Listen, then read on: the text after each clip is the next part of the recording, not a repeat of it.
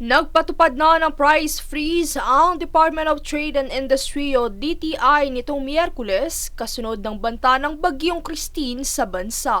Saklaw nito ang mga pangunahing pangangailangan sa mga lugar na nasa ilalim ng state of calamity tulad ng lalawigan ng Albay at Magpet Town sa Cotabato dahil sa malawakang pagbaha at pagguho ng lupa.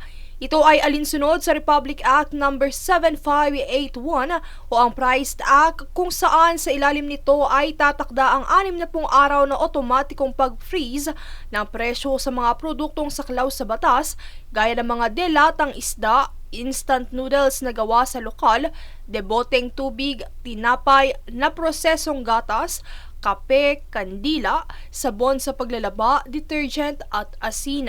Nangangahulugan ito na ang mga pangunahing pangangailangan ay mananatili sa kanilang umiiral na mga presyo. Dagdag pa rito, kasama rin sa Price Act na ito ang iba pang mga ahensya na may pananagutan sa pagtiyak ng presyo at sapat na supply sa loob ng kani-kanilang jurisdiksyon. Halimbawa rito ay ang Department of Agriculture kung saan pinangangasiwaan nito ang mga presyo at supply ng bigas, mais, mantika, itlog, baboy, karne ng baka, manok, gatas, gulay, asukal, prutas, tuyo at iba pang produktong pandagat.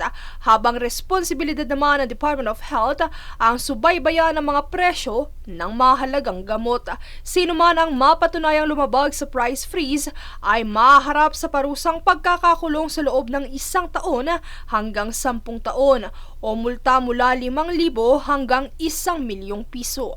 Mananatiling may bisa ang price freeze hanggang sa itinalagang petsa ng pagtatapos nito, maliban na lang kung mas maagang tanggalin ito ng Pangulo. Princess Castro nag-uulat para sa One Media Network.